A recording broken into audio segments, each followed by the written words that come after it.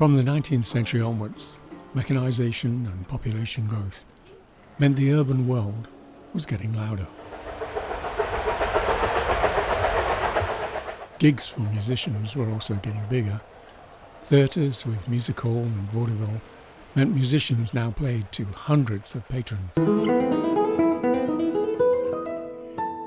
The guitar's compact size and small voice had been well suited to the cosy inn or courtly chamber of the last 400 years. But that small voice was often lost amongst the brass instruments and drum kits of the early 20th century, with their marching music origins.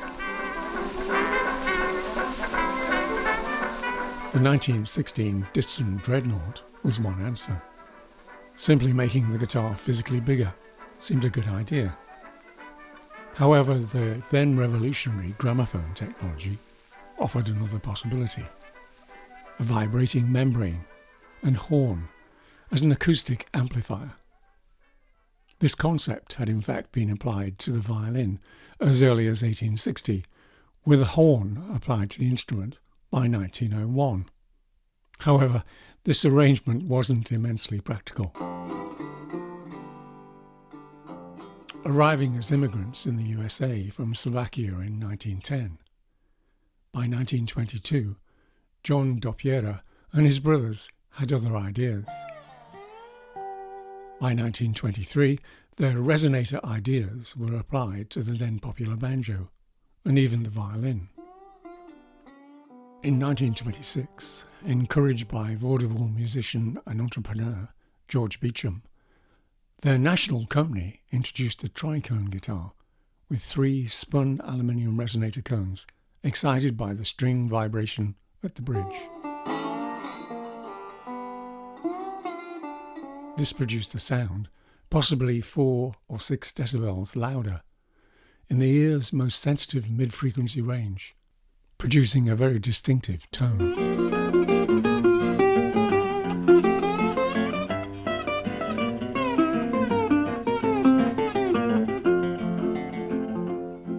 Many of these guitars were used Hawaiian lap steel fashion, just like the early dreadnoughts.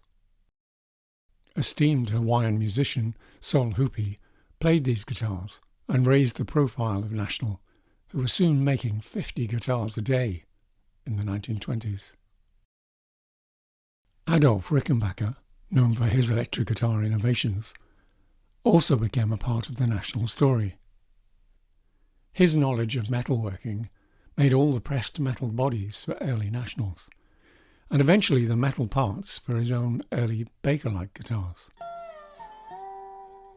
In 1929, the Dobro Company formed when John Doppiera and his brothers broke away from National and began making single-cone resonator guitars with metal and wooden bodies. This despite Beecham filing the patent for the single resonator instrument under the National banner. Generally, single-cone guitars have a biscuit-type bridge, and tricones a spider bridge, with the appearance of an upside-down cone. Considered one of the best resonator guitars, the Duolian has a thin steel body, the style O. Many blues players love the sound of the resonator, played with a slide, and often accompanied by a washboard for rhythmic percussion. The guitar is often linked to open tunings, inherited from its Hawaiian guitar roots. But this guitar retains its distinctive sound even in standard tunings.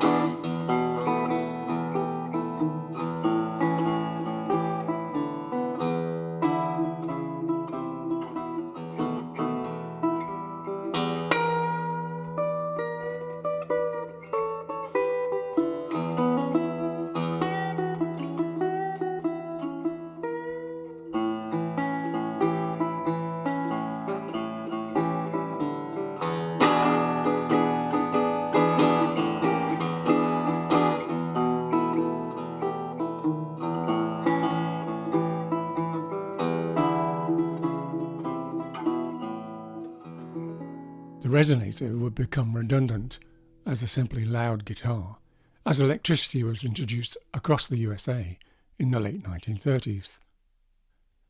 And electric guitars appeared from Rickenbacker and Gibson. The National and Dobro companies merged again in 1935, but finally ceased production in 1941. The many great recordings of Son House, Booker White and Sister Rosetta Sharp have inspired a whole new set of resonator aficionados. The great British blues guitarist Peter Green was a fan. This is his 1931 Duolian, one of his 5 resonators.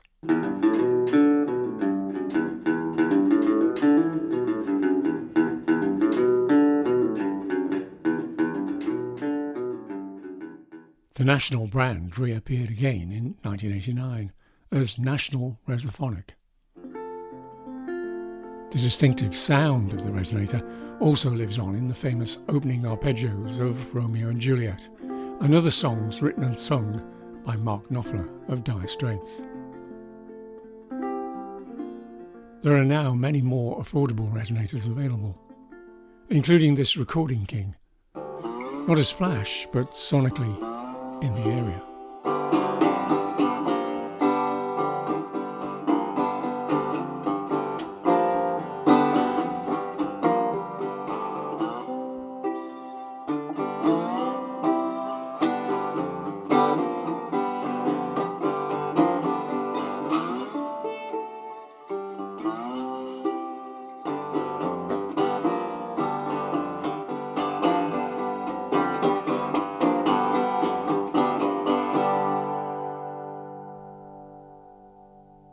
Electrified resonators first appeared in the 1930s and can be physically thin whilst retaining the characteristic resonator sound.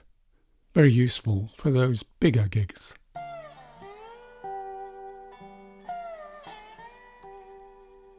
The idea of a cutaway resonator isn't new, but becoming more common, as this wooden-bodied dobro type guitar has a slightly different audio signature. I was pleased and privileged to play some resonator blues for this music aficionado, friend and mentor. David made BBC programmes on the blues in the 1950s with Alan Lomax. Whatever the number of resonators, it's important to string resonator guitars with a fairly heavy gauge string. These provide the physical energy needed to excite the resonator cones and also work better for slide work.